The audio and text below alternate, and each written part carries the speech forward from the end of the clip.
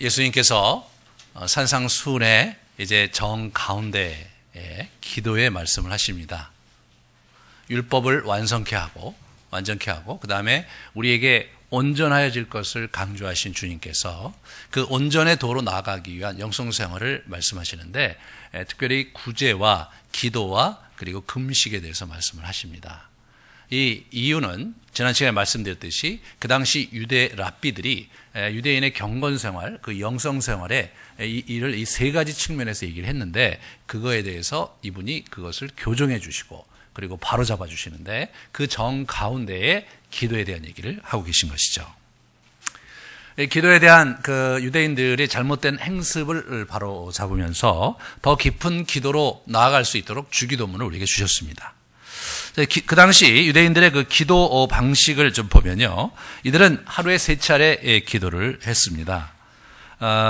그래서 이들이 이제 그 보면은 우리 유대교의 기도 형태를 우리가 알아볼 수 있는, 그 엿볼 수 있는 그런 모습이 어디서 볼 수 있냐면, 그 우리 이슬람교에서 남아 있거든요. 그 절하고 이렇게 하는 게 다 유대교에서 온 형식이라고 그래요.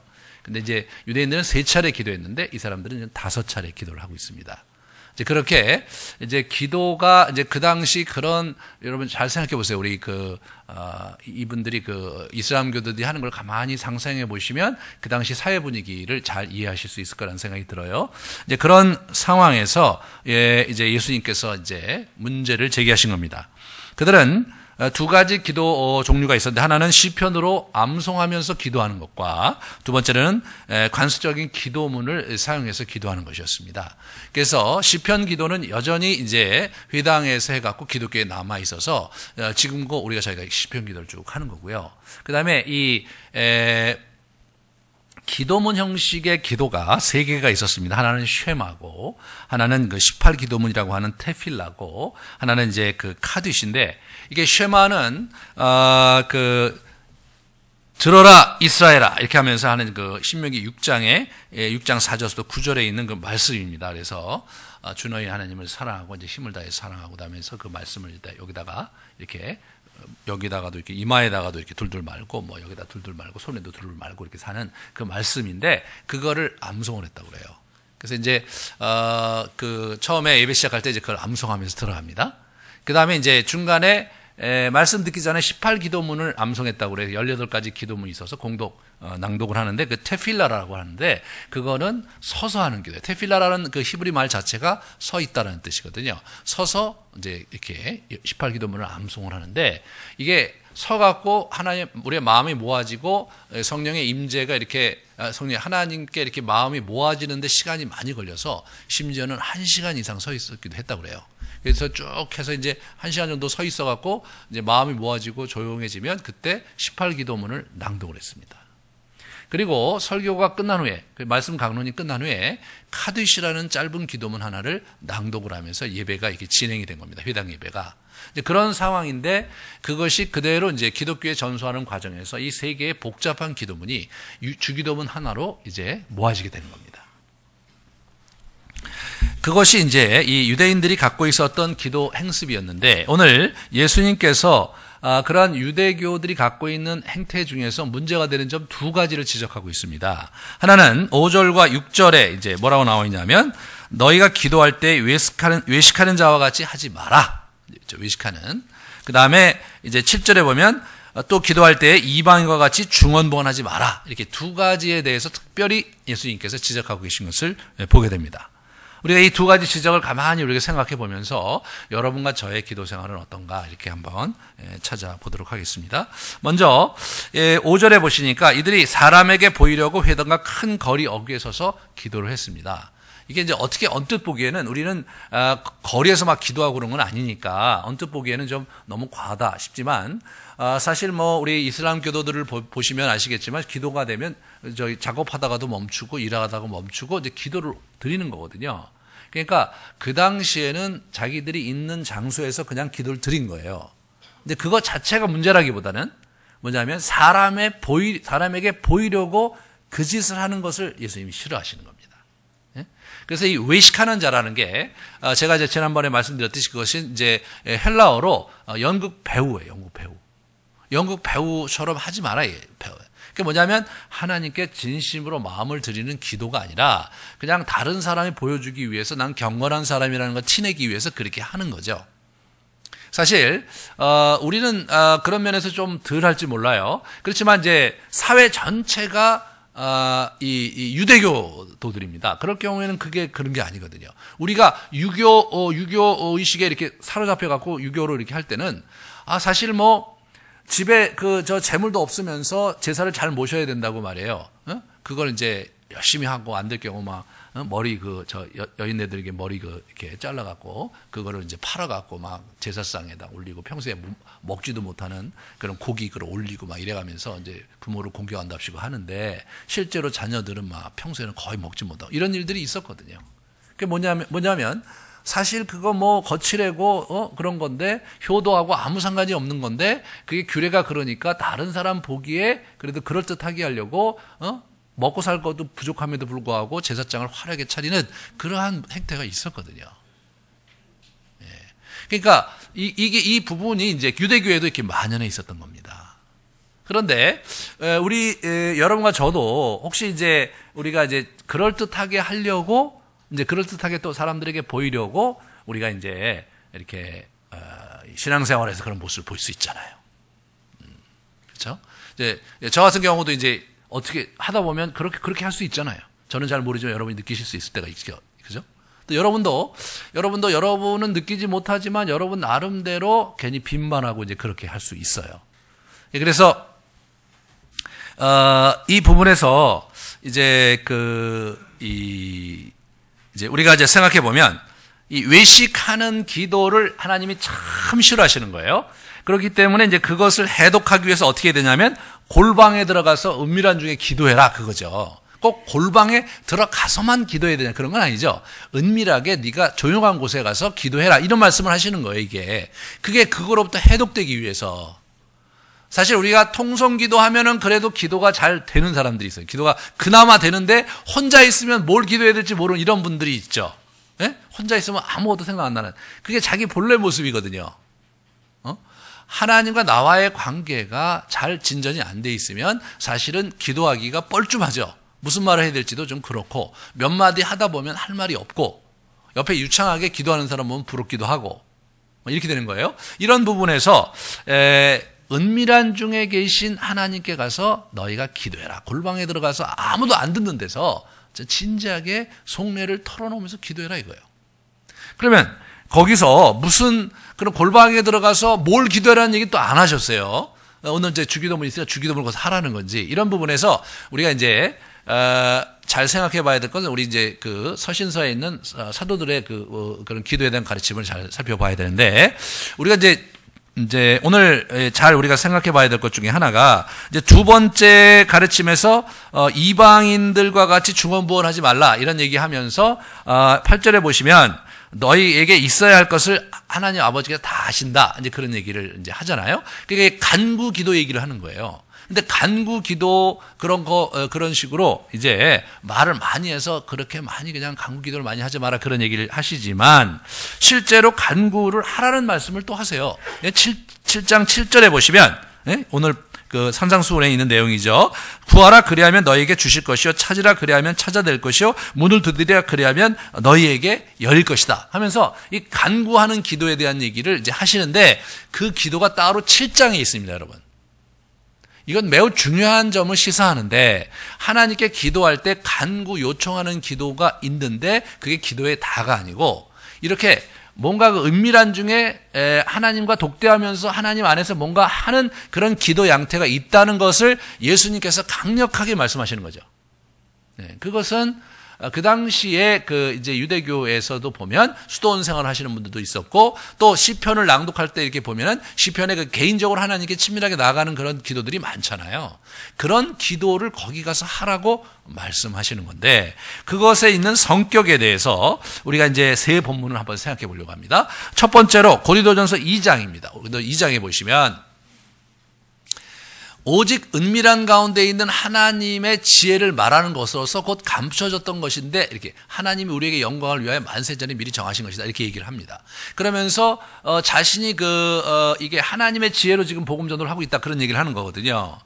근데 여기서 표현 자체가 재밌잖아요. 오직 은밀한 가운데 있는 하나님의 지혜, 은밀한 가운데 있는 하나님이라는 표현 자체가 예수님이 쓰신 표현이잖아요. 예수님이 많이 쓰신 표현이란 말이죠.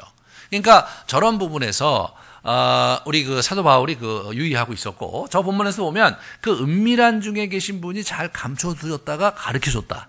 그 얘기를 이 사람이 하는 거예요. 자기가 그렇게 특별히 계시받았다. 특별히 사도들에게 계시했다. 그러니까 은밀한 중에 하나님께서 말씀하시고 은밀한 중에 분별력을 주신다는 것을 의미하는 겁니다. 그래서 우리가 기도할 때 거기서 하나님을 만나면서 하나님의 뜻이 무엇인지 분별하고 또 자기의 삶 속에서 분별할 부분들이 분별된다는 것을 의미하죠.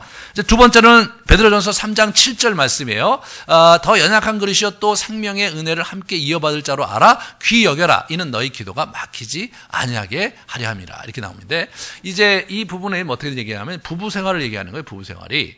그래서 여인이 연약한 그릇이지만 생명의 은혜를 함께 이어받을 자로 알아 귀히 여겨라. 만약 그게 여인과의 관계, 자기 아내와 관계가 잘 안 되면 기도가 막힌다. 그런 얘기를 하는 겁니다. 이 기도의 관계성에 대한 얘기를 하는 거예요. 그죠? 기도가 이게 우리가 하나님과 우리와의 관계와 내 아내와 또는 내 남편과의 관계가 이게 서로 맞물려 있다는 겁니다. 그러니까 그게 안 되면 어떤 일이 벌어지면 기도가 막힌다 이런 표현을 쓰고 있는 거죠. 이게 기도의 관계성에 대한 강력한 시사인데 하나님과 은밀한 곳에 가서 특별한 관계를 증진시켜라 이렇게 이해하시면 될 것 같아요. 우리가 어떤 사람과 사귀려고 할 때는 이렇게 같이 모여서 두루두루 사귈 수도 있지만 그래 갖고는 깊게 들어갈 수가 없죠. 따로 만나 식사 교제를 하든가 따로 만나서 축구라도 같이 한다든가 아니면 같이 우리 탁구라고 친다든가 이렇게 하면서 서로 교제의 시간을 따로 가질 때 두 사람의 관계가 증진이 되는 것이지 그렇게 하지 않으면 사실 두 사람의 관계가 증진이 안 되는 거예요. 하나님 원하시는 건 뭡니까? 네가 사람들 앞에서 이 사람 저 사람 보일 게 뭐 있냐? 네가 나한테 오면은 나하고 와서 좀 친밀하게 사귀자. 나하고 개인적으로 좀 만났으면 좋겠다 이런 얘기 하시는 거예요. 우리가 하나님께서 우리를 좀 개인적으로 만나시기 원하시는 분이라는 생각을 좀 우리가 생각해 봐야 돼요. 이분이 우리를 개인적으로 만나기 원하시는구나. 그런 하나님이시라는 거예요. 두 번째로 보면 이 요한 1서를 이렇게 보시면요. 태초부터 있는 생명의 말씀에 관하여는 우리가 들은 바요, 눈으로 본 바요, 자세히 보고 우리의 손으로 만진 바라. 이게 요한 1서에 나와 있는 사도 요한이 하나님과 교제할 때 나타난, 예수님과 교제할 때 생명 말씀이 예수님이시잖아요. 듣고 보고 만진 바다.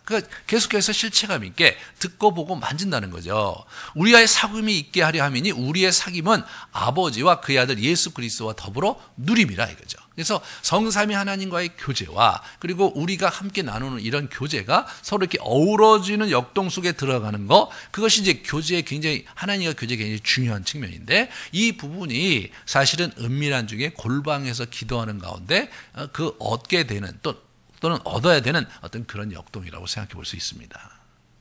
그러므로 우리는 이 관계 증진이라는 것 자체가 하나님 앞에 우리 자신의 심정을 토로하고 말이에요. 서로 잘 또 주고받고 말이에요. 서로 마주 보고 또 마주 머물고 말이에요. 함께 머물고 이런 시간을 보내면서 하나님과의 관계를 증진해야 될, 하나님과의 관계를 이렇게 좀 더 깊게 해야 될 필요가 있다는 겁니다. 이게 돼야 예수님께서 전하신 율법을 완전케 하는 그 도, 온전하게 자라게 하는 그 도에 우리가 들어갈 수 있다는 거예요. 그러니까 우리가 지성적으로 율법이 어떤 것이고 어떻게 그리스도 안에서 통합되어야 되고 어떻게 실천되어야 될지를 지적으로 아는 그걸 넘어서서 우리가 이런 교제 속에서 예수님과 더불어 이게 교감이 일어나고 또 성령이 하나 되신 그런 마음이 움직일 때 비로소 이게 움직이는 거거든요. 비로소 움직이는 거거든요. 그게 안 된다면 우리의 도 자체가 사실 굉장히 머릿속에서나 끝나는 그런 도가 될 수가 있는 겁니다. 여러분과 제가 그런 잘못을 범해서는 안 되겠다. 우리의 머리와 가슴이 통합되고 통합된 가슴으로 구제를 펼치고 말이에요. 그죠? 또 그게 통합이 안 되니까 금식하면서 자기 몸을 쳐서 복종하고 말이에요. 전인적으로 하나님께 우리 자신의 영성 훈련을 이렇게 해 나가야, 그래야 이제 이게 제대로 하나님의 말씀과 성경의 도가 우리 안에 작동이 되는 겁니다. 이 부분에서 이제 우리가 참 많이 생각을 해봐야 되는 거죠. 그래서 이제 외식하지 말고 좀 연출하지 말고 말이에요. 제대로 은밀한 중에 제대로 좀 이렇게 관계를 맺으면서 기도해야 된다. 그 말씀을 첫 번째로 하셨고, 두 번째는 이방인처럼 하지 마라. 이방인은 어떻게 중언부언한단 말이에요. 예? 의미 없는 말을 계속 반복한다는 거예요. 왜 그럼 자꾸 의미 없는 말을 이렇게 반복을 하느냐? 그들이 갖고 있는 문제가 뭐냐면 말을 많이 하여야 들으실 줄로 생각한다 이거예요. 많이 하여 들으실 줄로 생각한다. 그러고 나서 8절에 보시면 뭐냐면 구하기 전에 너희에게 있어야 할 것을 하나님 너희 아버지께서 아신다, 그런 얘기를 합니다. 그러니까 간구 기도는 어떻게 짤막짤막하게 하면 되는 거예요. 그렇다고 해서 간구 기도를 하지 말라는 게 아니에요. 어떤 분들은 이렇게 같이 얘기하다 보면 저는 뭐 하나님 앞에 이렇게 뭘 특별히 구하는 것 자체가 너무 송구스럽고 또 왠지 그러면 기복적으로 되는 것 같아서 그렇게 잘 못하신다, 그런 분들이 덜어 있어요. 그게 아닙니다. 그건 육아에서 하는 거예요. 육아에서 하늘의 뜻 가운데 맡기고 내가 겸허하게 사는 거지. 기독교는 그런 거 없습니다. 달라고 아우성치는 게 기독교인 거예요. 우리의 욕망과 우리의 잘못된 비틀어진 생각 속에서 뭔가 잘못 구하는 게 문제지, 정확하게 하나님께 구하는 거 하나님 그렇게 하라고 그러셨고, 예수님 내 이름으로 구할 때 내가 주겠다고 말씀하셨거든요. 우리가 이 땅을 사는데 정말 턱없이 여러 가지 자원이 부족하잖아요. 우리가 뭐 물질적인 자원도 부족할 때 있고, 정서적인 자원 부족할 때 있고 말이에요. 정신적인 자원이 부족할 때도 있고 말이에요. 우리 지혜가 부족할 때도 있고, 부족한 게 많은 우리들인데 그분께 그런 것들을 구하는 것이 참 중요하다.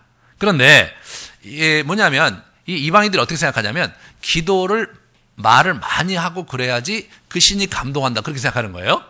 지성이면 감천이다, 이런 비슷한 거예요. 그러니까 정성을 많이 들여갖고 이제 시간을 많이 들여서 말이에요. 기도를 막 100일 작정 기도 이렇게 해야 그 신이 이제 이렇게 내 얘기를 들어주겠다. 이게 완전 샤머니즘적이고, 자기가 이렇게 신을 좌지우지하려는, 물론 이제 악한 의도로 좌지우지하는 게 아니라 자기 어떻게 정성과 이런 지극히 이제 그분이 좋아하시는 그런 방식대로 내가 아주 노력을 많이 함으로써 그분이 감동을 해갖고 그래서 그 일이 이루어지길, 뭐 이런 형태의 개념이거든요. 물론 어느 정도 그런 면들이 있죠. 왜냐하면 뭐 인격적인 관계니까 하나님과 우리가. 그렇지만 내가 1시간씩 기도해야 된다는 그런 명제 아래 하다 보니까 이제 기도는 한 20분이면 끝났는데 더 할 말이 없으니까 중언부언 이렇게 이것저것 이렇게 나열하고 별로 뜻없는 얘기들을 계속 나열하고 그러는 거 아니다 이거죠.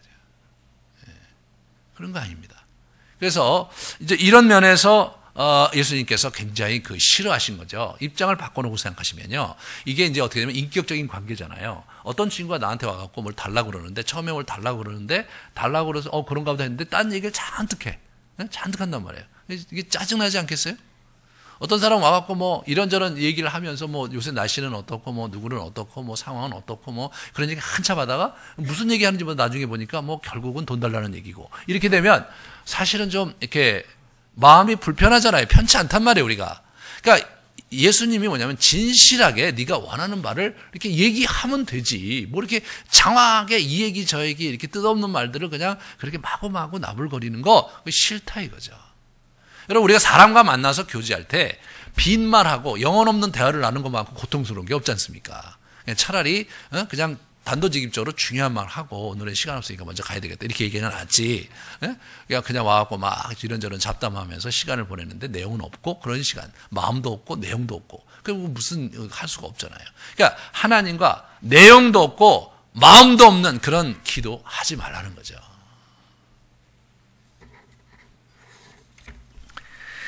그래서 예수님께서 그러면 어떻게 할 것인가에 있어서 이제 답변을 주시는 게 뭡니까? 그게 너희는 이렇게 기도하라죠. 너희는 이렇게 기도하라 하고 나서 그 주기도문이 쭉 이제 거기 기록이 되어 있습니다. 그런데 이 주기도문을 우리가 좀 생각해 볼 게 뭐냐면, 이게 산상수훈 정 가운데 배치되고 있다는 거예요. 6장 1절에서부터 18절이 영성생활, 경건생활에 관련된 건데 그 앞이 가르침이고 또 19절부터 또 가르침입니다. 가르침이 이렇게 두 개가, 그 가운데에 그 가르침을 견인해내고 그 가르침을 우리가 이뤄내는 데 있어서 영성생활이 필요하다. 왜냐하면 하나님의 은혜를, 성령의 은혜를 덧입어야 되니까 구제 얘기하고 그 다음에 밑에 금식 얘기합니다. 구제는 다른 사람을 돌아보는 거고, 금식은 자기 자신을 돌아보고 자신의 육체를 복종시키는 거거든요. 그 가운데 뭐가 있냐면 기도가 있어요. 기도 가운데 주기도문이 거기 있는 거예요. 그러니까 이게 어떻게 되냐면 이 산상수훈 전체의 알맹이 중에 알맹이가 이게 주기도문입니다. 자, 이 기도에 대한 가르침이 이제 성경에, 복음서에 보면 6가지 중요한 가르침이 있어요. 첫 번째는 오늘 본문에 은밀한 중에 너희가 골방 기도해야 된다. 그게 첫 번째. 두 번째, 뭡니까? 구하라. 그러면 두드리라. 예? 이게 간구해라. 세 번째, 마귀를 대적하는 거죠. 시험을 대적하는 겁니다. 마태복음 4장에 마귀를 대적하는 장면이 나오죠.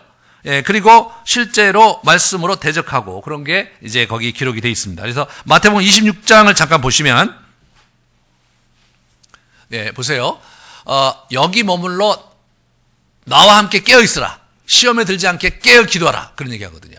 그러니까 이게 이제 우리 예수님께서 은밀한 중에 기도하시는 것은 새벽 아직도 밝기 전에 혼자 한적한 곳에 기도하시는 모습을 보여주면서 은밀한 중에 계신 하나님께 기도하는 거죠. 예수님이 골방에 들어가지 않았다는 것을 기억하세요.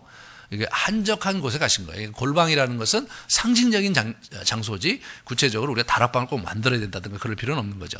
근데 그런 부분에서 여기서 이제 보면은 이분이 깨어서 기도하라는 얘기하고 이제 뭡니까? 사단이 대적하지 못하도록 그렇게 해야 된다는 얘기를 이제 우리에게 들려주고 있습니다. 그리고 나서 이제 주기도문이 오늘 본문에 이제 나오는 거고, 그다음 18절, 누가복음 18장에 보면 항상 기도하라는 말이에요. 너희가 항상 기도하라. 이게 6가지가 사실은 예수님의 가르침에서 주요 가르침이라고 볼 수 있어요. 뭐 다른 뭐 감사 기도다 이런 얘기 있지만 이게 6가지 굉장히 중요한 가르침인데, 가만히 그 6가지 가르침을 가만히 이렇게 보면 그것이 초대교회에 어떻게 흘러왔는가를 가만히 보면요, 이 가르침이 어떻게 되냐면 이 주기도문에게 이게 쑥 이렇게 딱 집중하게 돼 있는 거예요. 그래서 주기도문에게 기도에 이렇게 녹아 들어가게 돼 있는 거예요. 저는 예전에 그런 생각을 했어요. 예수님께서 뭐 기도에 대해서 이렇게 많이 안 가르치셨나, 왜? 기도하라는 얘기를 했는데, 어떻게 하라는 얘기 이런 거에 왜 구체적으로 얘기를 안 하셨을까? 근데 주기도문이 하나가 덜렁 있는 거죠. 적용하기 쉬우게. 주기도문 하나가 있는 거예요. 이제 그래서, 기도에 대해서 뭐 항상 기도하라고 얘기했지만, 그럼 어떻게 항상 기도해야 되느냐? 나름대로 나름대로 책을 보면서 이제 해봤는데, 사실 별로 뾰족한 게 없는 거예요. 그런데다가 이제 어떤 학자가 그런 얘기를 하더라고요. 그 당시에는 경건 생활에 대해서 모든 사람들이 대부분 잘 알고 있었기 때문에 어떻게 하는지 굳이 예수님께서 구체적인 가이드라인을 하실 필요가 없었다, 이런 얘기를 하는 거예요. 아, 그랬구나. 그렇게 생각하기도 했어요. 그렇지만 제가 이제 이렇게 주기도문 기도에 대해서 이렇게 공부를 했는데, 이게 뭡니까? 이게 신학적으로 이게 분명한 거예요. 이게 정말로 예수님의 가르침과 기도에 대한 가르침의 요체인 거예요. 굉장히 중요한 거예요. 근데 이제 신학적으로는 그런데 그거 하나로 기도에 대한 모든 것을 이분이 승부를 했다고 해도 과언이 아니거든요. 왜냐하면 구체적인 기도문 그거 하나 남기셨으니까. 근데 이게 잘 설득이 안 되더라고, 저 자신은. 그리고 왠지 또 우리 기독교도 보면 주기도문이 이렇게 예배 시간 끝날 때 이제 하고 뭐 기도 끝날 때 좀 드리고 이런 식으로 하는 걸로 봐서 이건 하나의 이제 의식적인 차원, 리추얼한 그런 예전할 때 이제 그렇게 쓰는 거다. 이제 그렇게 제가 생각을 했었는데, 근데 실제로 주기도문이 중요해서 저희 영성훈련 2에서 주기도문도 하고 그랬는데, 하보면 참 좋아요. 하지만 그게 정 가운데에 위치해야 되느냐, 이런 부분에서 좀 갸우뚱해졌어요. 근데 작년에 제가 이제 수도원 생활을 좀 하면서 거기서 이분들이 이제 매일매일 하루 3번씩 그 주기도문 기도를 하시더라고요. 그걸 이제 같이 하다가 제가 주기도문에게 깊이 빨려 들어가는 걸 제가 알게 됐어요. 주기도문을 하다가 주기도문을 제가 암송을 하는 게 아니라 주기도문 문장이 살아서 이렇게 움직이면서 어떻게 되냐면 제 영혼을 완전히 이렇게 확 영혼이 그걸로 빨려 들어가는 거예요. 주기도문이 제 영혼을 삼키더라고요. 그 문장이 삼켜요, 여러분. 그러면서 갑자기 정신이 번쩍 나기도 하고, 이 말씀이 이런 뜻이었구나.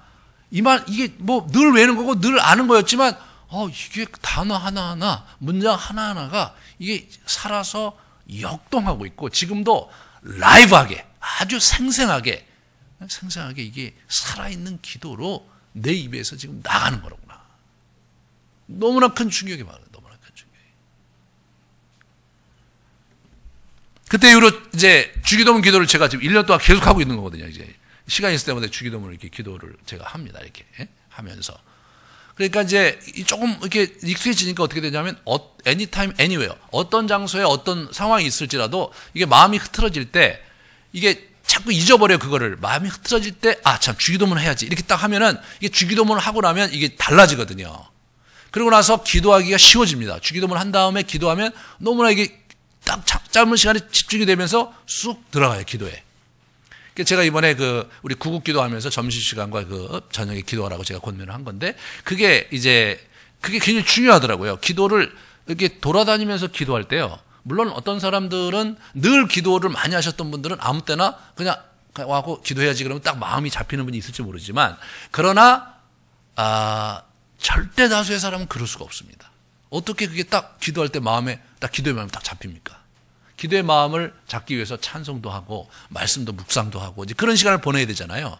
그런데 짧은 시간에 이렇게 하나님께 기도의 마음을 딱 잡고 이렇게 하나님의 임재에 들어갈 수 있는 그런 부분이 이게 주기도문이 바로 그렇게 고안된 기도문을 제가 알게 된 거예요. 그래서 기도의 최고봉이 이게 주기도문인거나 예수님께서 이게 나름대로 포석하셔서 그렇게 만들어 놓은 거라는 거를 이제 알게 되면서 제가 이제 이걸로 이제 우리 교회에 굉장히 중요한 하나의 축을 만들려고 지금 작정을 이제 해서 이제 여러분에게도 막 이걸 지금 만들어서 제가 돈 들여서 이걸 다 나눠줬는데 다 이거 받으셨나요? 네, 못 받으신 분 있어요? 못 받으신 분? 네, 있어요. 이게 이제 여러분을 살릴 겁니다. 한번 들어보세요. 자, 주기도문을 초대교회에서 어떻게 사용하는가를 잘 봐야 돼요. 이게 실제로 잘 몰랐던 부분이 많았어요, 우리가. 보시면, 이 누가복음에도 주기도문이 나와요. 누가복음 11장 2절서부터 4절에 주기도문이 있고, 제가 이렇게 표를 만들어 놨어요. 이제 마태복음 6장 9절서부터 13절에 오늘 보는 것이 이제 주기도문입니다. 그런데, 누가복음에 있는 주기도문과 마태복음의 주기도문이 이게 차이가 나요. 없는 게 있어. 마태복음에 있는데 누가복음에는 없어. 근데 이렇게 가만히 이제 이렇게 나열을 해보고 이렇게 하면은 어떤 일이 벌어지냐면요. 자, 보세요. 2절에 나라의 임하옵시며, 그리고 마태복음 6장 10절에도 나라의 임하옵시 이렇게 되잖아요. 이렇게 되는데 뜻이 하늘에서 이루어진 것 같이 땅에서도 이루어지다. 이렇게 나온 거예요. 그게 누가복음에는 없어요. 그 다음에, 우리 청원 네 번째 보시면, 마태복음에는 다만 악에서 구하옵소서가 있는데 누가복음에는 그게 없어요. 이게 이제 어떻게 이해를 해야 되냐? 이게 예수님께서 이게 버전 2개로 가르쳐 주신 거냐? 이렇게 생각해 볼 수도 있죠. 그런데 이제 우리 해석의 실마리는 어디 있냐면 13절의 맨 마지막에 나라와 권세와 영광이 아버지께 영원히 있사옵나이다. 아멘. 이렇게 나온 거예요. 이게 이제 재밌는 거예요. 이게 뭐냐? 이게 예배 또는 개인적인 기도할 때 예전적으로 사용했던 표현이에요, 이게. 그러니까 지금 마태는 뭐가 있냐면 예배 시간에 혹은 개인적으로 예배를 드릴 때 또는 개인적으로 기도를 드릴 때 사용하는 문장을 거기다 갖다 집어넣은 거예요. AD 60년대에 마태복음이 기록된 거거든요. 그러니까 워낙 주기도문에 예수님 가르치신 주기도문의 원래 형태는 누가복음 거죠. 누가복음. 근데 여기는 뭐냐면 교회에서 예배 시간에 또는 개인 기도 시간에 사용한 그런 형식으로 와 있는 거예요. 그런데 가만히 보시면요. 마태복음 6장 10절 보세요. 나라의 임하옵시며 뜻이 하늘에서 이룬 것 같이 땅에서 이루어지다. 이게 내용이 같은 거예요. 의미가 같은 거예요. 나라가 임한다는 게 뭐냐면 하나님의 뜻, 하나님의 통치가 이 땅에서 이루어진다 그런 뜻이거든요. 그냥 이게 뭐냐면 병행구절인 거예요. 예? 병행법을 해서 하나의 그 주제를 강화시킨 거예요. 동일하게 우리를 시험에 들지 마옵시고 13절에 나오잖아요. 그것이 우리를 시험에 들게 하지 마옵소서라고 누가복음엔 끝났는데, 그런데 그거를 13절에 다만 악에서 구하옵소서 하면서 어떻게 되냐면 또다시 병행구절이 되는 거예요. 시험에 들지 말라 하고 구해달라 이 두 가지가 이게 뭡니까? 이게 하나의 그 병행법이 되는 거예요. 평행법이 돼. 병행법이 아니라 죄송합니다. 평행법이 되는 거예요. 그러니까 이 평행법이 되니까 두 개가 하나의 주제 같은 말이거든요. 이게 히브리시에서 이걸 쓰는 거거든요. 히브리시에서 이걸 쓰는 거예요. 이거 뭐냐면 낭독을 할 때 굉장히 중요한 거예요. 리듬이. 그냥 이렇게 우리를 시험에 들게 마옵시고 이렇게 하는 것보다도 우리를 시험에 들게 마옵시고 다만 악에서 구하옵소서. 이거 완전히 틀립니다. 받아들일 때 낭독할 때 완전히 분위기가 달라요. 네? 하나님의 나라가 임하옵시며 그렇게 하면서 거기 끝나는 게 아니라 뜻이 하늘에서 이루어진 것 같이 땅에서도 이루어지다. 이게 굉장히 풍성해집니다. 이게 히브리 문학의 특징이거든요. 그러니까 이분들이 예수님께서 가르쳐주는 기도를 기도문으로 만드는 데 있어서 예수님이 가르쳐준 기도를 첨삭을 한 게 아니라 그거를 낭독 형식으로 버전을 바꿔놓은 거예요. 교회에서. 그래서 그 버전을 바꿔놓은 거를 가지고 이분이 여기다가 실어놓으신 겁니다.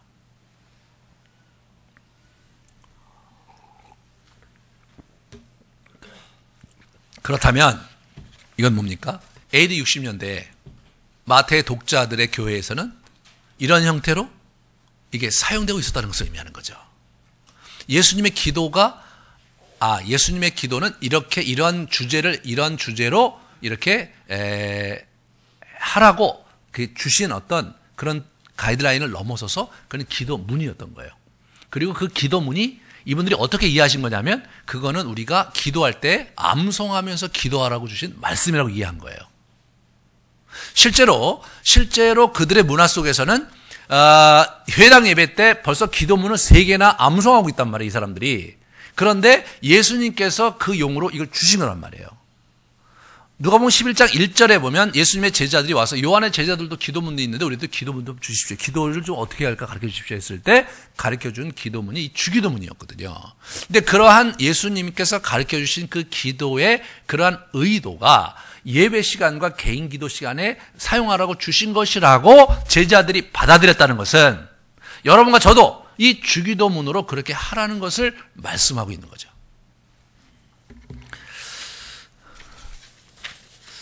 목사님 우리 기도할 때 끝날 때 주기도문을 해왔고 다 그런데 뭘 이렇게 강조합니까? 이렇게 얘기를 이제 하실 수 있는데 지금 이게 단순히 그런 정도로 약화시킬 수 있는 기도문이 아니기 때문에 제가 이런 얘기를 하는 겁니다. 자, AD 350년에 이게 최초로 이제 역사 기록에 주기도문이 교회에서 어떻게 사용했는가를 보여주는 굉장히 중요한 증거입니다. 그래서 AD 350년인데 이것은 AD 313년에 콘스탄틴 대제가 기독교를 공인하면서 이제 핍박 시대에서 넘어온 거예요. 그리고 나서 30-40년이 지난 상태입니다. 그런데 30-40년 지난 상태에서 이제 교회에서 이제 예루살렘 감독이었던 스리라는 사람이 이제 이게 부활절 강론을 했는데 부활절 강론은 어떤 사람이 받아 쓴 거예요. 막 받아 썼는데 그 받아 쓴 노트가 발견이 된 거예요. 그게 어떤 수도원에서 발견이 됐어요. 그래서 그 발견이 된 걸 가지고 이제 들여다 보니까 어떤 일이 있었냐면 세례자 교육 강론이 있는 거예요. 세례자 교육을 하면서 세례 교육을 하면서 주기도문을 가르쳐 준 거예요. 그러니까 이게 어떻게 되냐면 세례를 받은 사람들 하나님의 언약 백성에게 주는 특별한 기도문이었던 거예요. 네? 그렇게 한 거예요. 그리고 그것이 이제 디다케라는 그 당시 그 초대교회 성도들에게 이제 소책자가 하나 있었는데 신앙 어떻게 해야 될지에 대한 가이드라인이 있었거든요. 그게 디다케라는 거예요. 디다케가 그게 헬라어인데 가르침 그런 뜻이에요. 그런데 디다케라는 그러한 자료에 나와 있는데 거기 성도들한테 뭘 요청하냐면 주기도문을 하루에 3번 낭독하면서 기도하라고 거기 가르치고 있습니다. 그것은 AD 1세기까지 거슬러 올라가는 그러한 문서라고 학자들이 얘기를 하는 걸로 봐서 이게 이미 그렇게 이게 교회에서 사용이 됐는데 어느 때부터 사용됐느냐? 세례 의식이 끝난 그 시점부터 주기도문을 쓰게 된 거예요.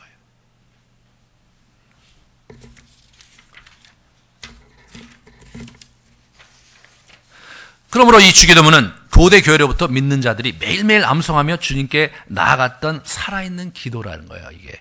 그리고 이게 전수대에 내려오는 과정에서 오늘날 사실은 이 주기도문이 이 기도의 정중앙에 들어오지 못한 것은 매우 유감스러운 일입니다. 이게 매우 유감스러운 일인 거예요. 그래서 이 부분을 우리가 좀 이렇게 불러일으킬 필요가 있는 거예요. 그래서 우리가 지금 제가 작년에 이제 수도원 갔다 와서 첫 번째 한 게 뭐냐면 시편 기도를 여러 번 먼저 했어요. 시편 기도가 접근하기가 훨씬 쉽거든요. 근데 주기도문은 접근하기가 생각보다 어렵습니다. 왜냐하면 너무나 간단하고 우리가 너무나 많이 해왔기 때문에 쉽게 이거를 뭐 하다 보면 또 재미없으니까 이제 집어칠 수도 있고 그런 거예요. 이게 그래서 잘 가르쳐 주지 않으면 또 헛방을 칠 수 있을 것 같아서 제가 지금 특별히 지금 연말에 이걸 준비를 해서 여러분과 같이 나누는 겁니다. 이제 우리의 영성 생활에서 여러분 이 지금 산상수훈이 갖고 있는 이 굉장히 강력한 핵폭탄 같은 이 말씀의 정중앙에 주기도문이 있다는 사실을 여러분이 먼저 인지하시고, 그리고 이것이 초대교회 성도들의 기도 생활에 굉장히 정중앙에 와 있었다는 것도 여러분이 깊게 가슴에 품어야 됩니다. 그렇다면 여러분과 제가 우리가 이 예수 그리스도를 쫓는 그 사도들의 뒤를 이어서 예수를 지금 믿고 있는 우리들이요, 우리들의 기도 생활 정중앙에 주기도문이 들어와야 되는 것은 너무나도 자명하다. 너무나도 자명하다. 지금 우리가 이제 기도가, 한국교회가 부르짖는 기도를 하면서 굉장히 열심히 잘 한 100여 년을 잘 지내왔습니다. 그 부르짖는 기도의 근거는 시편에 가면 굉장히 많이 나와요. 우리 그거 참 잘하고 있어요. 하지만 이게 부르짖는 기도만 기도가 아니라 다른 여러 가지 형태의 기도가 있다는 것을 우리가 주목하셔야 되고, 그것이 성경에 나오는 어떤 것과 연결될 때, 그리고 초대교회에서 어떻게 했는가를 연결될 때 이게 이제 우리의 영성 생활에 있어서 굉장히 중요한 형태로 우리가 갈 수가 있는 것을 우리가 이제 보게 되는 겁니다. 그래서 우리 주기도문을 우리가 이제 깊게 가슴에 품기 위해서 먼저 그 내용을 잠깐 좀 보도록 하겠습니다. 이 내용의 특이성에 대해서 잘 이해를 하셔야 상투적으로 입으로 외웠던 그 주기도문의 내용을 다시 생각할 수가 있으니까요. 첫 번째는 뭐냐면 아버지라는 말이에요. 하늘에 계신 아버지예요.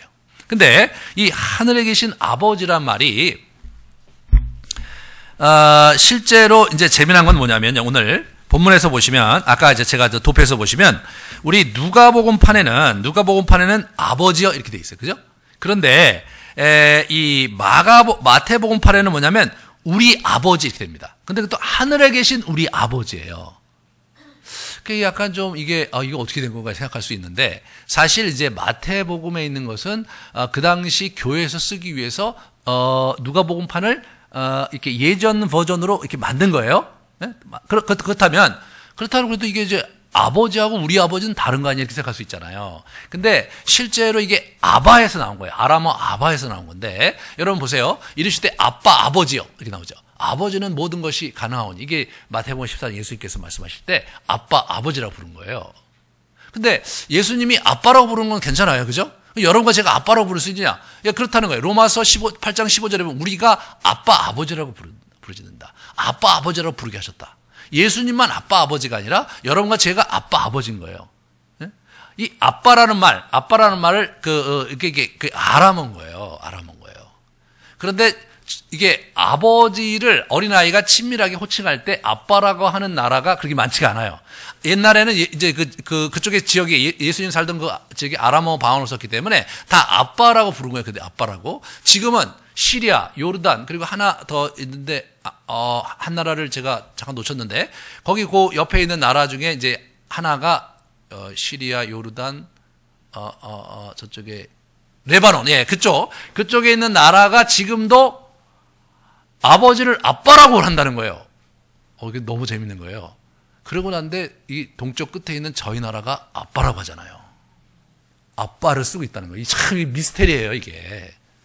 그러니까 우리가 어떻게 아빠라는 말을 쓸까? 여러분, 중국도 아빠 안 써요. 예? 몽골 아빠 안 써요. 일본 아빠 안 씁니다. 우리만 아빠예요. 그러니까 이게 너무 재밌는 거예요. 그래서 우리 이 기독교가 우리나라에서 이게 굉장히 큰 부흥을 한 게 아마도 그 아빠가 그 아빠이기 때문에 그런 건 아닐까. 그런 생각을 우리가 하지 않을 수가 없는 거죠. 어찌됐든 이게 뭐냐면 아빠라는 말을 성경에서 그거를 이렇게 그대로 번역하고 있다는 게 너무 재밌는 거예요. 그죠? 헬라어 성경이거든요. 아빠는 아람어란 말이죠. 자, 우리가 아빠 했단 말이에요. 아빠 했어요. 그러면 아빠 나 먹을 거죠? 그래서 영어로 그걸 번역하면 어떻게 됩니까? father 이렇게 되죠. 네? 그런데 father라고 영어로 번역한 게 아니라 아빠라고 번역해. 그러면 왜 father라고 하지 않고 아빠라고 번역할까? 생각해 보세요. 영어의 father는 절대로 우리들이 아빠라는 말을 그걸 번역하기에 적합한 말이 아니잖아요. 아니잖아요, 그게. 예. 그러니까 그런 친밀한 어린아이가 아빠에게 응석바지로 아버지에게 부를 때 쓰는 호칭이 아빠란 말이에요. 그러니까 헬라어에는 그런 말이 없었던 거죠. 그냥 헬라어는 그냥 father하고 끝난 거예요. father하고 끝났는데 그 어감이 이게 전달돼야 될 필요가 있으니까 삐쭉삐쭉 저게 나온 거잖아요. 우리 로마서하고 갈라디아서 사도 바울은 다소 출신입니다. 거기 아주 헬라 교육을 잘 받았고 이 사람이 헬라적 배경이 있는 헬라파 유대인이에요, 이 사람이. 그러니까 이분은 헬라어를 너무 잘하시는 분이에요. 근데 저분이 헬라어로 로마서하고 갈라디아서를 기록하면서 저 부분에서는 아빠라는 아람어를 쓰고 싶었던 거예요. 그래서 아빠, 아버지 이렇게 얘기하고 있는 거란 말이죠. 그것은 우리가 믿는 하나님 이분이 정말로 우리 어떤 관계를 가야를 얘기해주는 아주 굉장히 상징적이고도 핵심이 되는 단어이기 때문에 그 단어를 그대로 살려고 했던 거예요. 그러니까 여러분, 하늘에 여호와 하나님이 계신 게 아니라 하늘에 누가 있냐면 아빠가 계신 거예요. 하늘에 아빠가 계신 거란 말이에요. 이거 굉장히 차원이 다르잖아요. 내 아빠가 하늘에 계신 거예요. 그 아빠에게 드리는 기도문이 저 기도문인 거예요. 주기도문인 거예요. 그러니까 이 주기도문이라는 것 자체는 뭐냐면 자녀가 아빠에게 이렇게 그냥 정말 응석바지로 말이에요. 해달라고 이렇게 요청하는 그런 기도인 거예요, 저게. 단순히 그냥 이렇게 예전에서 형식적으로 격식을 갖춰서 하나님께 드리는 것 이상의 그런 기도문이 주기도문이었다는 거예요. 실제로 이 유대인의 3가지 기도문은 그렇지가 않거든요. 그렇게 하나님과 그 유대인들의 인격적인 관계를 표현하는 그런 문장과 그런 호칭으로 전혀 되어 있지 않거든요. 이 부분이 여러분과 제가 주목해야 된다. 이걸 또 우리가 이렇게 의식적으로 또 속에 있으니까 이렇게 암송한다가 아니라 이건 내 아버지에게 드리는 기도문으로 예수님께서 주신 것이다. 이렇게 받아들여야 되는 거예요. 두 번째로 뭐가 있냐면 이름이 거룩히 여김을 받으시오며, 이 구절이 이렇게 나, 이름이 거룩히 여김을 받으시오며 이렇게 표현을 하니까, 이렇게 표현하니까 뭐냐면 우리가 정말 하나님의 이름을 거룩하게 여겨드리고 거룩함을 칭송받을 수 있도록 우리가 뭔가 해야 될 것처럼 이렇게 보여요. 실제로 우리 여호와 이름을 망령 때 일컫지 말라는 그 계명, 그 십계명에도 그게 있기 때문에 그렇게 들리는데 실제로 헬라어 원문은 그게 아닌 거예요. 네? 헬라어 원문은 하나님 스스로 거룩하게 되셔야 합니다, 이런 거예요. 그래서 여러분 이거 나눠드린 여기에 보시면 이 세번역에는 그렇게 번역을 했어요. 이게 세번역 거거든요. 당신의 이름을 거룩하게 하시며. 아니 왜 하나님의 이름을 우리 보러 왜 당신 좀 거룩하게 하세요? 왜 이런 말을 우리가 왜 해야 되냐 이거예요. 그것은 에스겔서에 힌트가 있습니다. 에스겔서에 보시면 너희가 들어간 그 여러 나라에서 더럽힌 나의 거룩한 이름을 위함이다. 너희가 그들 가운데서 더럽힌 나의 큰 이름을 내가 거룩하게 할지라 내가 그들의 눈앞에서 너희로 말미암아 나의 거룩함을 나타내리니 내가 여호와인 줄을 여러 나라 사람이 알리라. 여러분, 자신의 거룩함, 자신이 피조물과 다르고 그 어떤 존재와도 다른 구별되는 거룩한 존재라는 그분의 영광을 자기가 스스로 보이시겠다고 공언하신 거예요. 한 번 더 보시면 내가 그들을 만민 중에서 돌아오게 하고 적국 중에서 모아 내가 많은 민족이 보는 데서 그들로 말미암아 나의 거룩함을 나타내리라.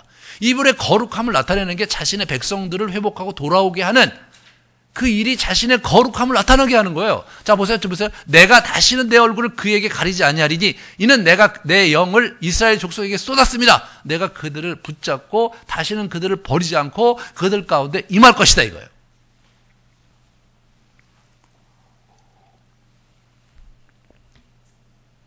그렇다면 아버지 당신의 이름을 거룩하게 하시오면은 뭐예요? 아버지 우리의 아버지로서의 그 역할을 구원의 역사와 그리고 이 땅에서 당신이 내 아버지인 것을 드러내 주시옵소서죠. 우리의 아버지인 것을 드러내 주시고 당신이 우리와 함께 하시는 역사의 그 영광을 보여달라는 겁니다. 그거예요, 여러분. 주님, 아버지, 당신께서 우리 아버지인 것을 드러내 보여주십시오.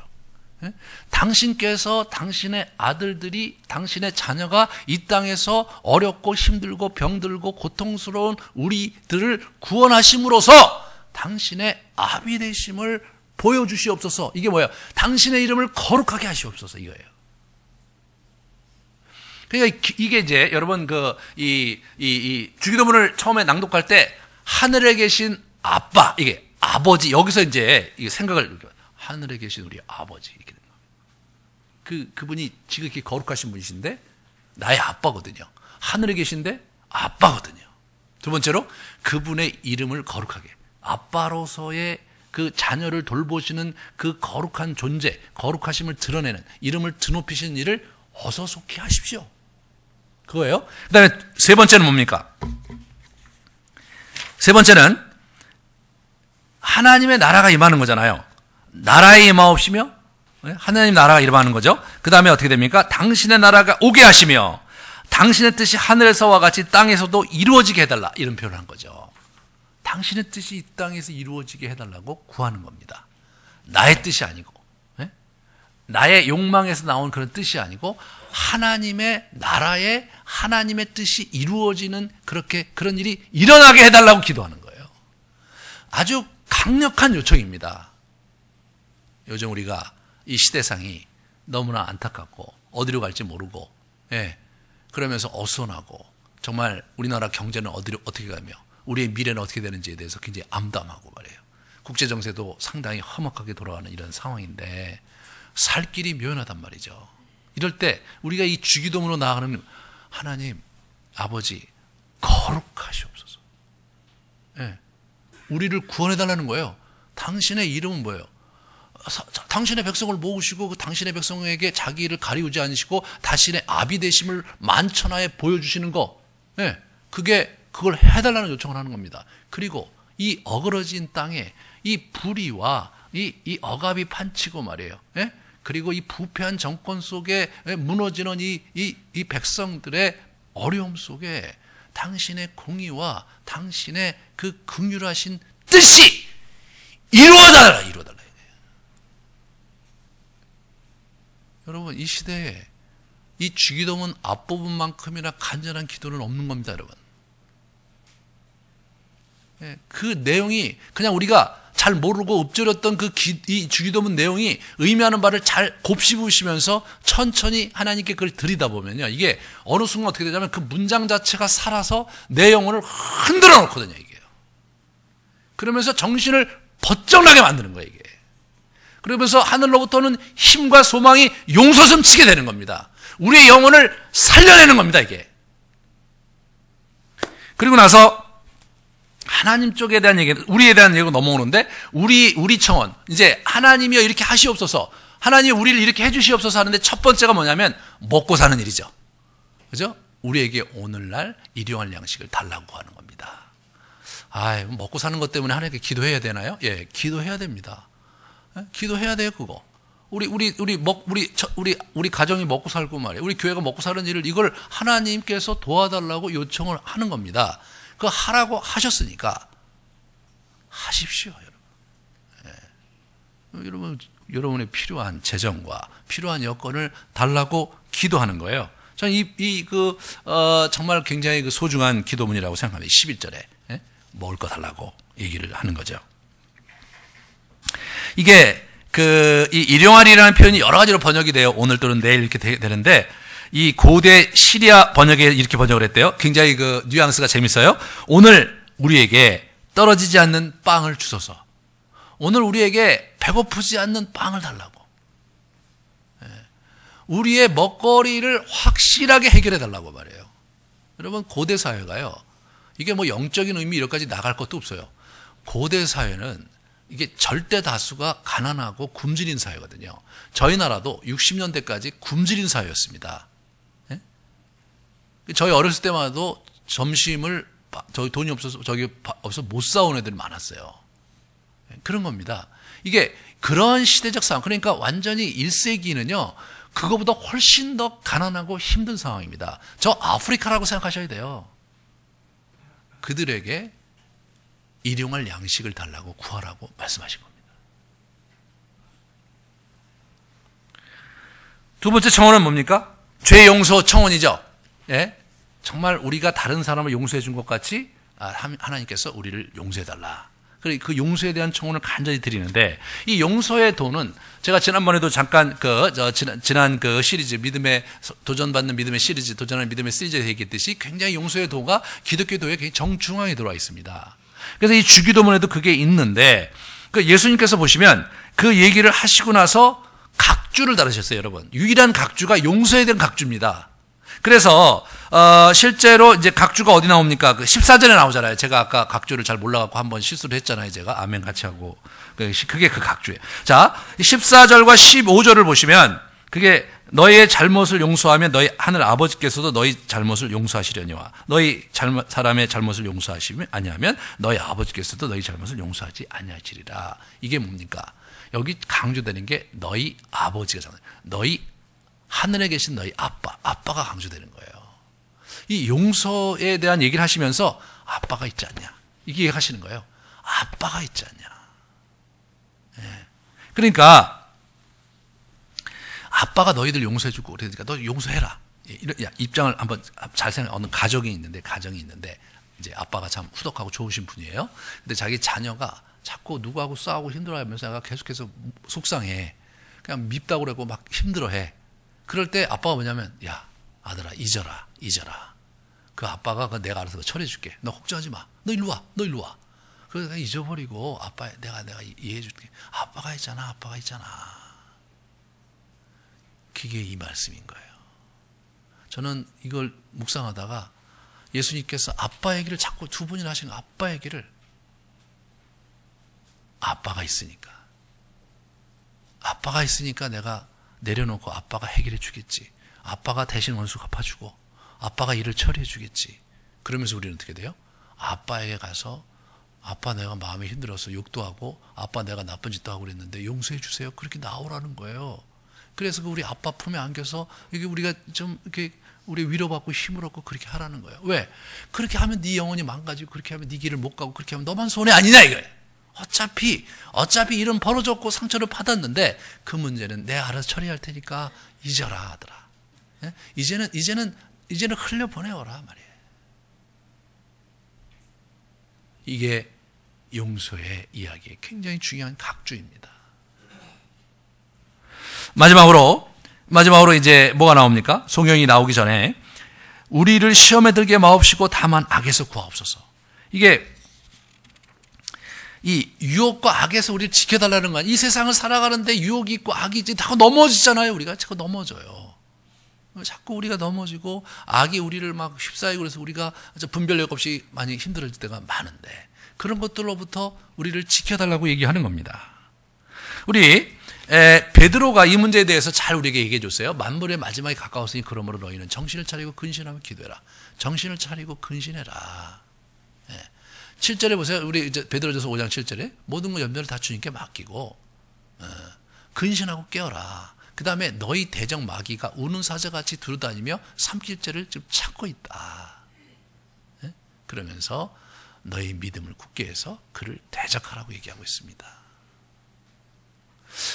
우리가 이 악한 자를 대적하고 원수가 우리를 괴롭히고 이런 부분에 대해서 조금 경각심을 가져야 돼요. 그걸 두려워할 필요는 없어요. 우리가 경각심을 갖고 기도할 때 악한 자는 우리를 침노할 수 없습니다. 우리가 모르고 당할 수는 있지만 알고는 당할 수가 없어요. 왜 그러냐면 하나님께서 우리가 계시고 예수 그리스도가 우리와 함께 하시기 때문에 예수 그리스도의 능력에 의지해서 이렇게 물리치면 되는 거거든요. 그런데 모르면 당합니다. 이게 왜 일어나? 이게 특히 중요한 게 부부싸움이에요. 우리는 아주 사소한 이슈 때문에 싸우잖아요.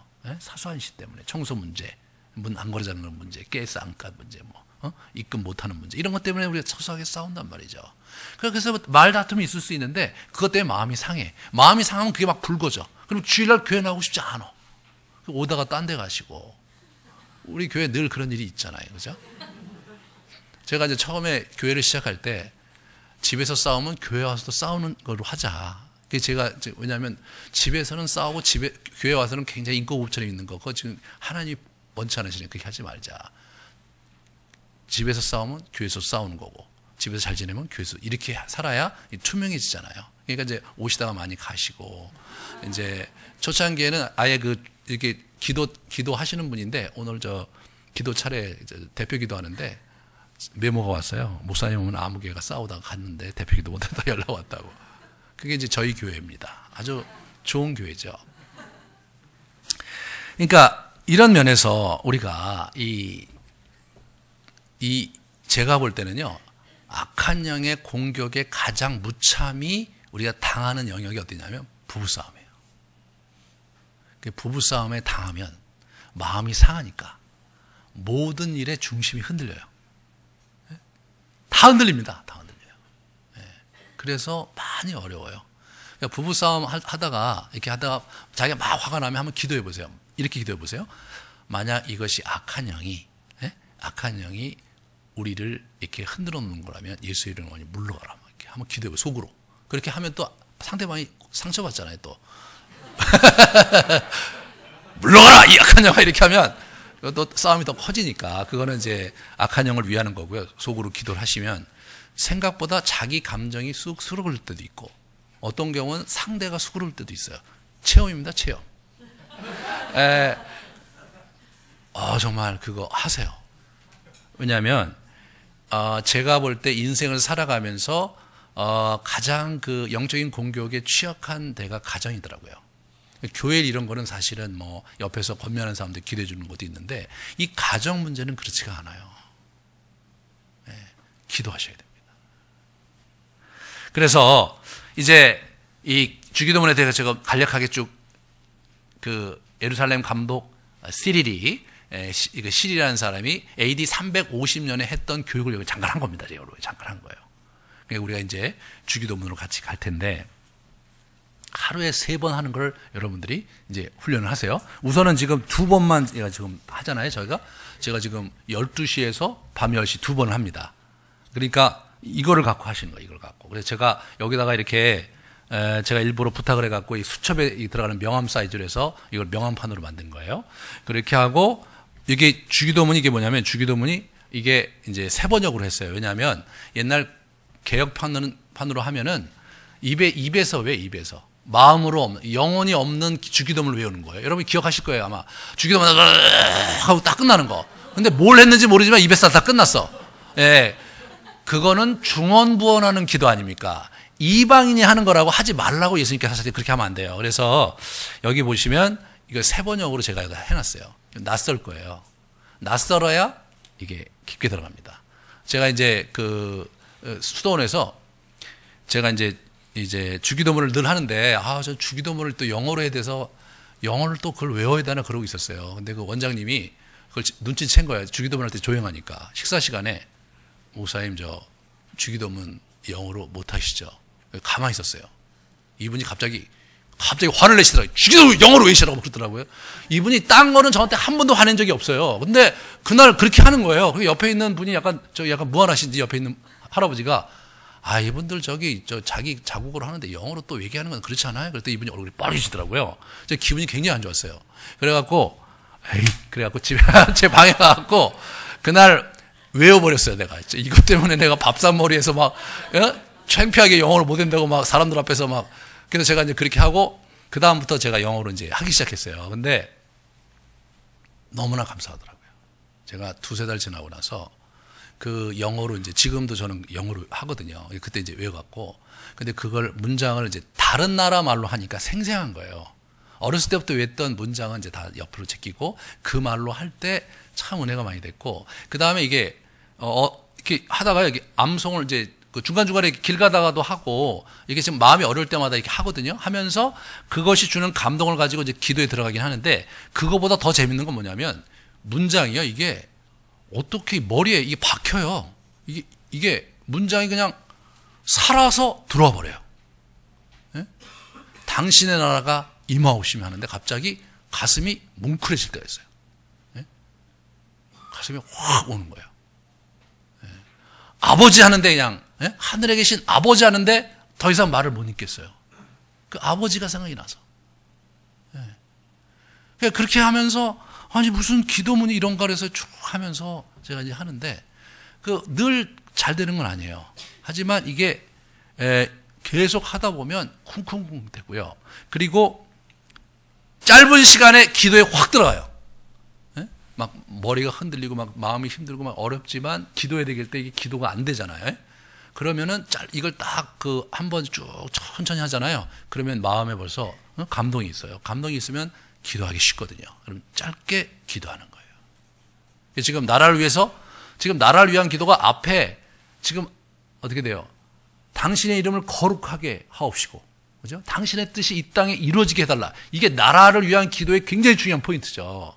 그걸 가지고 우리가 정말 열심히 우리가 부르짖고, 그 다음에 우리 자신을 위한 기도, 그걸 하고 우리 가족을 위한 기도 이렇게 해야 될 거 아닙니까?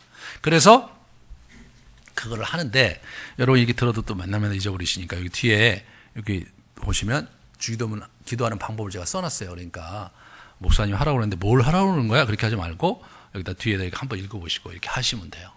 이걸 다 수첩에다 집어넣으시고, 수첩이 어려우시면 이걸 찍어서 여러분 스마트폰에다 찍어서 이걸 하시고, 이걸 갖고 여러분 정말 새로 삽시다. 그래서 우선은 지금 제가 한 게 이제 지금 통독을 위한 시간들을 보내고 계신데, 다시 이제 통독 안 하셨던 분들 또 다시 또 중간에 멈췄던 분들 통독 하시고요. 그리고 지금 이제 이 시편 기도를 지금 하시는 분들 시편 기도 하시는데, 시편 기도문에 이렇게 보면 밴드에 보면은 그 앞에 주기도문이 있어요. 그 주기도문 내용 이거 같아요. 같은 버전이에요. 그러니까 그렇게 하실 분은 그렇게 하시고, 시편 기도 아직 시작 안 하신 분들은 이걸 갖고 하세요. 이거 갖고 다니시면서 하세요. 그래서 3개월만 한번 3번씩 하시면 효험을 톡톡히 보실 겁니다. 이게 정말 중요합니다. 하나만 더 볼게요. 이게 제가 이제 그 기도의 역동에 대해서 한번 같이 좀 보면요. 그 다음 슬라이드. 예. 이게요, 우리가 기도 생활을 하면 뭐가 문제냐면 현실 의식이 있어요. 지금 내가 여러분이 설교를 듣고 있잖아요. 설교를 듣고 있는 여러분이 있지만 설교를 들으면서 계속 잡념을 하시는 분들, 잡념을 이상한 생각도 많이 하고, 이제 그런 분들 이제 막 여기 있지 않고 저쪽으로 밖에 가고 뭐 본문 뭐 보면서 다른 생각도 하고 뭐, 이게 무의식에서 나오는 거예요. 무의식에서. 저게 우리를 압도할 때가 많거든요. 그래서 무의식이 이제 막 현실 의식과 이렇게 가는데, 이게 나이가 들면 들수록 무의식이 더 크게 우리를 지배한다는 거예요. 나이가 들면 들수록. 그렇게 하니까 여러분이 이제 그 무의식이 여러분을 많이 사로잡고 있는 부분이 많을 거예요. 그러니까 현실 의식에서 내가 기도는 드리고 있는데 내 무의식은 실제로 이제 엉망진창이거든요. 욕망이 채워지지 못하기 때문에 굴절되고 상처받은 흔적들이 가득한 게 무의식입니다. 그리고 그 밑에 영이 있는 거예요. 그러니까 영은 어떻게 돼요? 예수님과 더불어 우리 안에 계신 거예요. 근데 저 무의식 때문에 우리가 현실에서 하나님이, 예수님이 우리와 함께 있다고 느끼지 못하는 거예요. 그 무의식 때문에 못 느끼는 거예요. 여러분, 예수님께 약속하셨고 늘 같이 계시고 때로 성령께서 원하는 임재하시는데 누구와 함께 내 안에는 영과 함께 하시거든요. 그분이 영이니까. 예. 근데 이 무의식이라는 엄청난 그 괴물이 우리를 이게 이제 휩싸여 갖고 이게 우리를 이제 이게 잘 안 되게 되는 거예요. 그러니까 어떻게 되냐면 저 무의식을 뚫고 현실의식이 영에 있는 하나님의 생각과 하나님이 함께 하신다는 그러한 영적인 의식을 자꾸 이게 자꾸 맞닿을 때 거기서 진정한 변화가 일어나는 거예요. 네? 거기서 변화가 일어나는 거예요. 그러니까 부르짖는 기도가 많이 그것만 하시면 현실의식이 있어서 부르짖는 건 많은데 무의식이 그대로 있으니까 무의식이 나중에 어떻게 됩니까? 무의식은 거의 욕심 덩어리입니다. 우리는 어두움의 자식들이고 우리는 제대로 하는 게 아무것도 없는 거예요. 그래서 사도 바울이 뭐라고 그랬습니까? 그 사람과처럼 영적으로 깊게 들어간 사람도 오라 나는 공고한 사람이로다 이 사망의 몸에서 누가 나를 건져내랴. 내가 원하는 바 선은 행치 아니하고 원치 않는 바 악을 행하는도다 말이에요. 그게 뭐예요? 내 안에 있는 무의식에 있는 그 죄악과 잘못된 것들이 우리를 휘어잡는 거거든요. 그러니까 여러분, 이게 우리가 현실의식 속에서 하나님께 기도 드리는 거에 그 필요해. 하지만 어떤 경우는 영혼이 없는 기도를 드리기도 하는 거예요. 무의식 속에서 자기 욕심껏 막 드리고 있는 거예요. 우리도 모르는 사이에 우리 안에 있는 무의식에 있는 욕망 이런 것들이 삐쭉삐쭉 나온단 말이에요. 그걸 얼마나 잘 잠재우고 그걸 얼마나 잘 솎아내느냐가 우리가 온전케 되는 데의 지름길이거든요. 저걸 뚫어야 되는 거죠. 저걸 뚫는 기도가 이제 우리가 필요한 거예요. 그래서 이 역사적으로 기독교가 저걸 뚫는 기도가 뭐였냐면 시편 기도와 주기도문 기도였던 거예요. 누구나 할 수 있는 기도. 그래서 저걸 뚫어내야 되는 거예요. 그런데 주기도문이 이제 실용적인 게 뭐냐면 예수님께서 가르쳐 주신 굉장히 좋은 기도문일 뿐만 아니라 아주 핸디하게 아무 곳에서나 아무 때나 할 수 있는 거잖아요, 저게. 그래서 여러분들이 저걸 가지고 저걸 뚫어내세요. 저걸 뚫어내야 어떻게 되냐면 여러분이 누구인지를 깨닫게 되고 여러분의 인생을 올곧게 살 수 있게 되는 거예요. 그래야 평강이 있고 그래야 소망이 있는 거예요. 그래야 소망이 있는 겁니다. 그게 인간의 모습인 거예요. 이거를 해독해야 됩니다, 여러분. 예수님께서 그거 해독하기 위해서 이 땅에 오셨고 말이에요. 그 중에 굉장히 중요한 도구로 이 주기도문을 주신 거예요. 로마의 압제 밑에서요. 90%가 노예인 사회에 예수님께서 남겨주신 이 도구 중에 가장 확실하고도 강력한 도구가 바로 주기도문이었던 거예요. 오늘 우리가 이 시대를 어떻게 해쳐갈 것인가? 우리의 현실과 우리의 가정의 문제와 이 한국 사회 문제를 어떻게 해쳐가실 건가의 그 정중앙에 있는 핵심 키는 기도인데 그 기도에 굉장히 중요한 트리거가 되는 것이 그리고 도구가 되는 것이 주기도문이라는 거죠. 그래서 오늘은 주기도문 기도로 하면서 예배를 설교를 정리하려고 합니다. 같이 우리 주기도문을 낭독 기도를 하는데요. 한 소절 읽고 4절에서 5절 쉬고 시편 기도하듯이 그렇게 하면서 하고 저게 잘 안 보이시는 분은 이걸 보시면서 하시면 되겠어요. 그래서 그 기도 마치고 잠깐 기도한 다음에 제가 축도하고 마치도록 하겠습니다. 다음 주일부터는 예배 시간 가운데 저 주기도문을 서서 암송하는 시간을 이제 가지면서 저희 교회 이제 예배에 굉장히 중요한 형식을 하나 더 첨가하려고 합니다. 마음을 정리하시고 주기도문으로 주님께 나아가겠습니다. 시작. 하늘에 계신 우리 아버지, 당신의 이름을 거룩하게 하시며